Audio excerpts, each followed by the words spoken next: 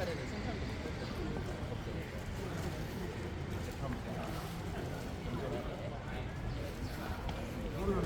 이게 불구하고 그런데 변하지 않는 게 있는 것 같아요. 검찰 같은 그리고 또 공소장 변경이라는 게 신속하게 끝났는데 뭘 다시 새로 하자는 얘기거든요. 처음부터. 그런데 중기기 전에 내지도 않고 법리적으로도 문제가 많은 주장인데 일단 제가 볼 때는 저희가 볼 때는 국방장관의 명령을 얻은 걸로 구성을 하려면 해병대 사령관을 공범으로 구성하지 않는 검사 무슨인데 자기도 그렇지 않고 그리고 또 그 힘없는 사람들 또 줄줄이 불러내서 유리한 증언을 또 받아내겠다고 압박하겠다는 거 아닙니까? 그리고 국방장관이 관련된 사건에서 해병대 참모장 이런 사람들이 나와서 제대로 진술할 수 없다는 것은 다 상식적인 것인데요. 그리고 거기에 반하는 진술들이 어렵지만 있었는데 여전히 계속 괴롭히기로 일관하는 거 아니냐.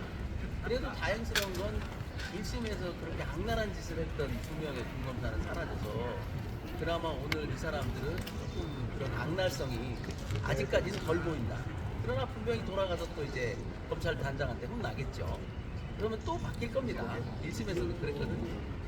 이런 폐악질들 언제까지 우리가 참고 용인하고 넘어가야 될지는 모르겠으나 그래도 뭐또 끝까지 할 일은 최선을 다해야 되고 저는 2심에서 반드시 윤석열을 증인으로 세워야 된다. 왜냐하면 2심에 당연히 나왔어야 될 증인인데 그자가 당시 대통령이었다는 이유로 안 나왔지 않습니까? 심지어 재판부가 정중하게 물었던 질문에 대해서 군사보안인데 왜 물어? 이런 건방진 태도를 취하다가 결국은 사법을 우습게 알고 국민을 우습게 알고 역사를 우습게 알다가 저 지금 죄인이 돼서 곧 이제 영어의 목표가 되겠죠. 그런 극악무도한 범죄의 희생자였습니다. 박정훈 대. 그리고 우리 탄핵 사건에서도 이번 탄핵 사건에서도 많은 다수의 군인들이 박정훈 대령의 용기 있는 행동에서 돈을 얻었다. 그래서 자기들도 용기를 낼 수 있었다라는 매우 중요한 증언들을 해주고 있지 않습니까? 그래서 이 사건은 제가 1심에서도 얘기했지만 박정훈 대령의 항명 사건이 아니라 윤석열의 대국민 항명 사건, 사기 사건. 이제 더 큰 죄를 지어서 내란 사건으로 그게 무슨 유승도둑이 소도둑 된다는 말처럼 그때 이 항명 수계를 엮어서 자기 범죄를 덮으려고 시도했으나 비록 실패했지만 짭짤한 재미를 보니까 또 더 큰 범죄를 저지른 거거든요. 그래서 이 사건은 그 연산선상에 있는 것이고 이 박정훈 대령을 무죄 선고하는 것은 모든 국민의 열망이자 사법부의 이제는 의무다. 그리고 역사의 책무다. 이렇게 보여집니다. 길지 않을 거라고 봐요. 이 마무리까지 길어야 한 두세 달, 많이 잡아야 4달 정도 될 텐데 그 사이에 아마 수원지법 행정법원도 정확한 판결을 내려드리라고 믿습니다. 이제 험난한 길을 거쳐왔는데요. 이제 마지막 사법부의 판단 한 두세 번 정도의 판단이 있으면 이 사건 역사적으로 정리되지 않을까 그렇게 기대하고 있습니다. 감사합니다. 오늘 공판 준비일이었는데요. 오늘 재판이 열리게 된 것은 오로지 군검찰의 항소 때문입니다. 그렇다면 항소를 제기한 측에서 항소 이유서를 당연하고 공판 준비기 전에 거기에 대한 입증을 당연히 했어야 됐는데요.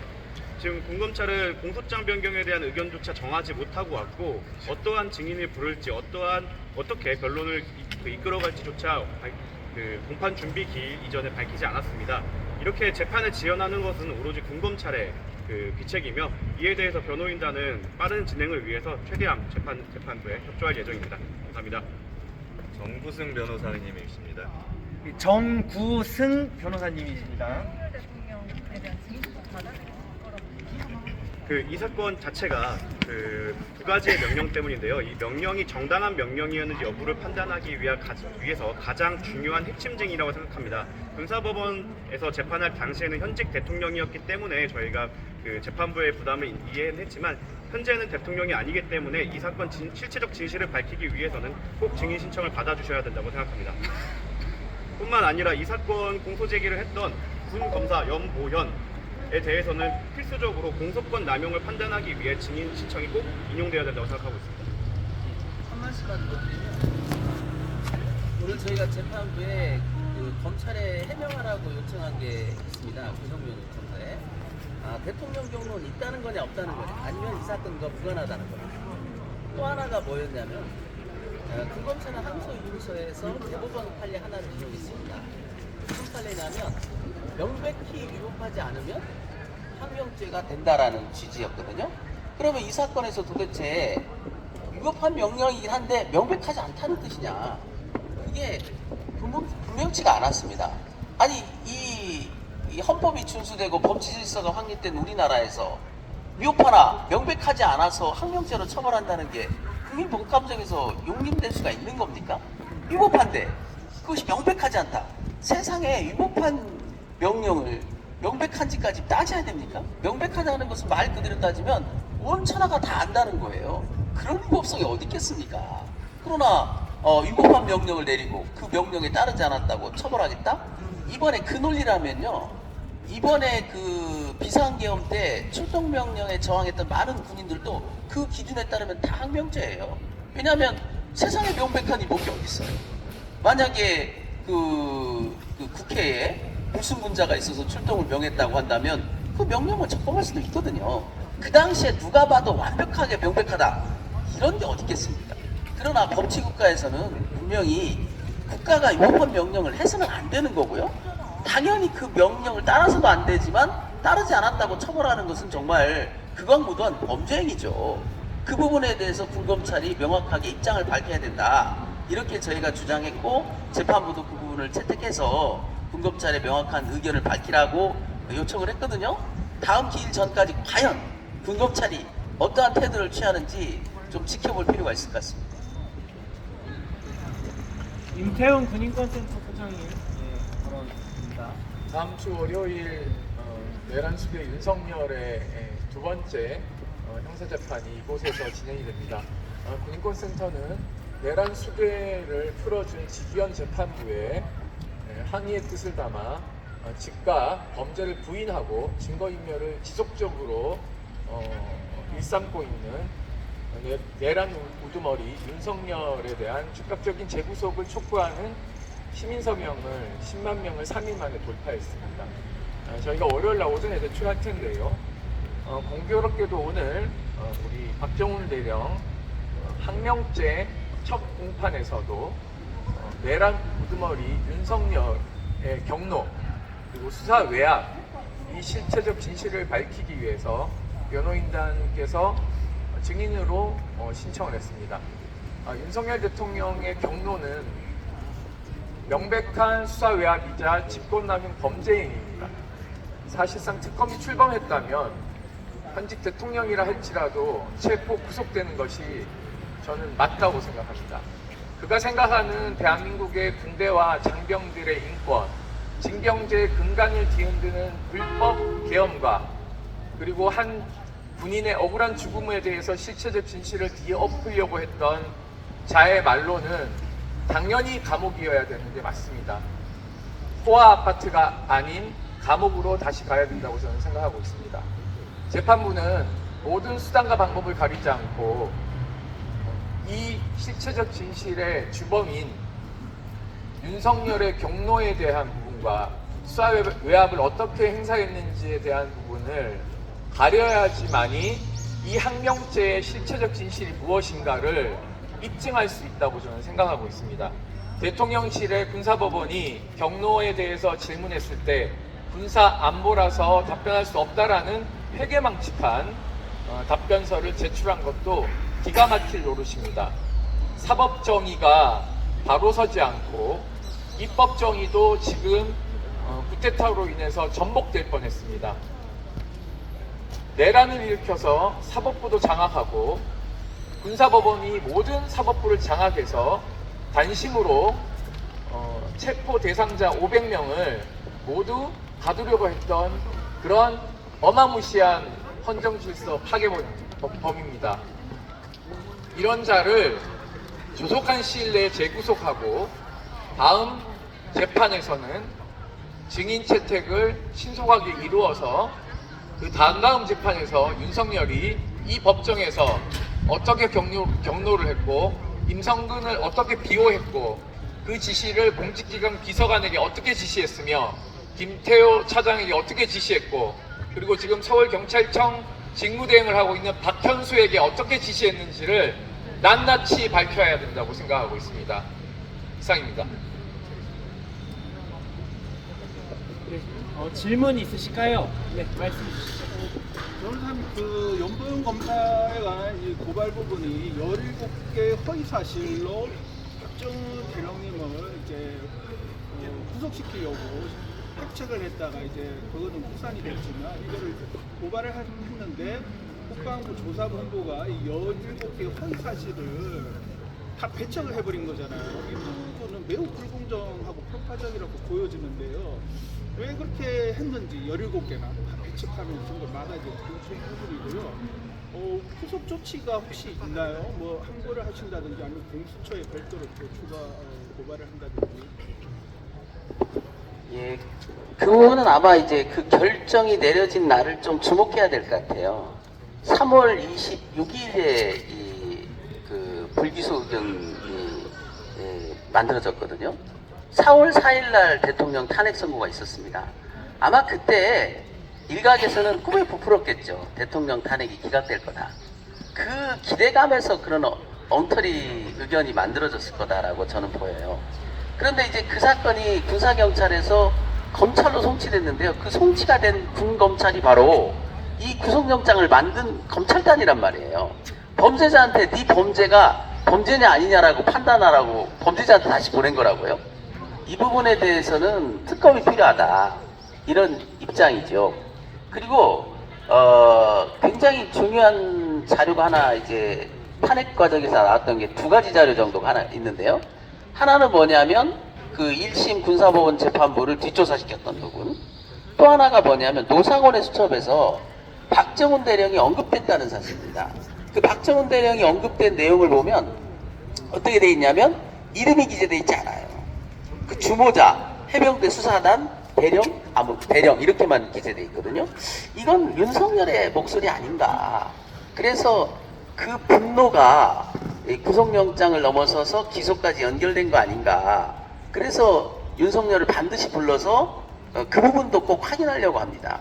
노상원한테 도대체 무슨 말을 했길래 노상원이 그런 메모를 했는지, 그 다음에 여인영한테는 도대체 무슨 말을 했길래 1심 판결 선고를 앞둔 재판부를 뒷조사하려고 하고 구속영장을 기각한 군판사를 뒷조사하려고 했는지, 그 부분은 이 탄핵 사건만큼이나 중요한, 또 우리 형사사건만큼이나 중요한 사법에 대한 테러를 기획했던 거거든요. 그 국가원수가, 행정부의 수반이 사법부에 대한 테러를 기획했다. 이건 그 하나 자체만으로도 탄핵 사유입니다. 엄정히 탄핵은 이미 마무리됐지만 부각되지 않은 그 부분도 반드시 밝혀서 사법부가 응징해야 될 필요가 있다고 생각합니다.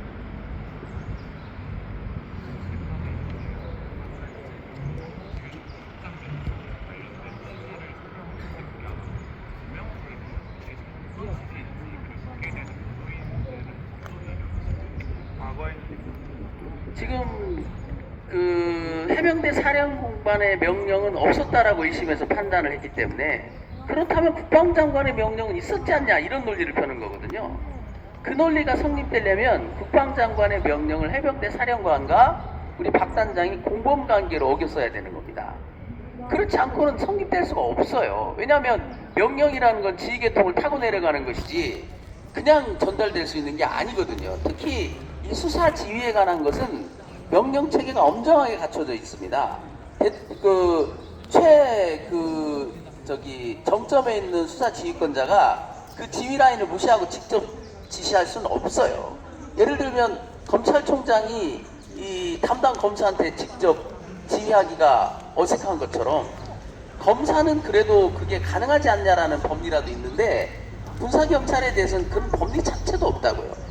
그래서 이들이 도대체 무엇을 꿈꾸고 있는 것이냐, 장관을 발령자로 해서 무슨 공소장을 어떻게 변경하려고 하는 것이냐, 그 궁여지책으로 지금 꾸미고 있는 것 같은데요.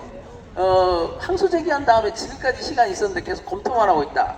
그게 진퇴양난이라는 거예요. 왜냐하면 국방장관을 발령권자로 하려고 하니 김기환이 그 항명한 것으로 엮어야 되는 거거든요. 사실은 저희가 파악하고 있는 사실관계는 거기에 가깝습니다. 왜냐하면 해병대 사령관도 주저주저했어요. 왜냐하면 직권남용의 우려가 있기 때문에 속시원이 너 그렇게 해라 이런 지시를 할 수가 없었던 거거든요. 그걸 군검찰도 이제는 인정하려는 듯한 모습인데 그걸 또 다른 범죄로 엮겠다는 거거든요. 이건 꼭 윤가를 닮은 겁니다. 잘못했으면 잘못했다고 인정하고 사과하면 되는 것이지. 그래? 그럼 이건 또 어때? 저건 어때? 한 100가지 또 가정을 곁들여 가지고 재판을 진행하겠다는 건데 이것이야말로 진짜 검찰권을 남용한 린치죠. 그 집단 괴롭힘입니다. 반드시 척결해야 될 문제고요. 이 문제는 이 사건이 빨리 종결되고 나면 이들이 왜 이런 무리한 수사와 구속영장 청구 또 기소까지 이르렀는지 반드시 규명해서 그 책임자들을 엄벌해야 다시는 이런 국가사법권을 이용한 인권침해 행위가 반복되지 않을 겁니다. 추가적으로 말씀을 드리면 일단 항소심에서 공소장 변경을 하는 것 자체도 좀 부적절하다고 생각이 들고 그리고 기본적인 법리인 공소장 변경이 기본 법리조차 어겨가면서 공소장 변경을 하는 것도 매우 부적절하다고 생각됩니다. 일단 그리고 국방부 장관이 직접 수사단장에게 지휘를 할 수 있는지 여부에 대해서 매우 논란이 많고 과거 지금 내란 우두머리로 수사받으시는 분이 과거에 그랬죠. 나는 장관의 부하가 아니다. 그런 것처럼 장관이 과연 곧바로 해병대 수사단장에게 직접 지시를 할 수 있는지 여부에 대해서부터 군검찰은 다 논증에서 밝혀내야 될 것입니다. 이러한 무리한 공소장 변경을 시도한다는 것 자체가 이 기소가 무리하게 그리고 법에 어긋나서 이루어졌다는 것이기 때문에 이거에 대해서도 빠르게 결정하지 못하는 것으로 보입니다. 본검찰은 지금이라도 적법한 판단을 해서 그 공소 유지를 해주시기 바랍니다. 변호사님 그 한 가지만 더 여쭙겠는데요. 이 800에 7070이며 윤석열의 이제 개인 휴대폰 통화 내역들을 확인이 됐는데 이번에 12.3 내란과 그 이후의 과정에서 대통령 경호처며 군이며 등등에서 그 수많은 그 비아폰을 주고 통화를 했다 이런 사실이 엄청나게 많이 드러났거든요. 그래서 박대령이 이 외압 사건 관련해서도 우리가 알고 있는 보도됐던 이런 내선 전화나 휴대폰 외에 비아폰 등을 이용해서 대통령이나 김건희나 해병대 사령관이나 이동섭이나 통화했을 가능성 이런 부분에 관해서는 혹시 조금 짚어보지 않으셨습니까? 저는 이 박대령 사건에서 국민들은 위법한 명령에 따르면 안 된다는 교훈을 얻습니다. 근데 윤석열은 비아폰을 써야 되겠구나 라는 교훈을 얻은 것 같아요. 그래서 우리 사건에서는 거의 비아폰이 사용되지 않았어요. 그래서 아마 그런 비아폰 문제는 그런 점일 거다 이렇게 생각합니다. 예, 오늘 그 브리핑은 여기까지 말씀드리도록 하고요. 다음 5월 16일 오전 10시에 공판 준비 기일이 한 번 더 속행이 됩니다. 그때 다시 뵙도록 하겠습니다. 모두 고생하셨습니다. 와, 우리 변호사님들께 박수 한번 치세요.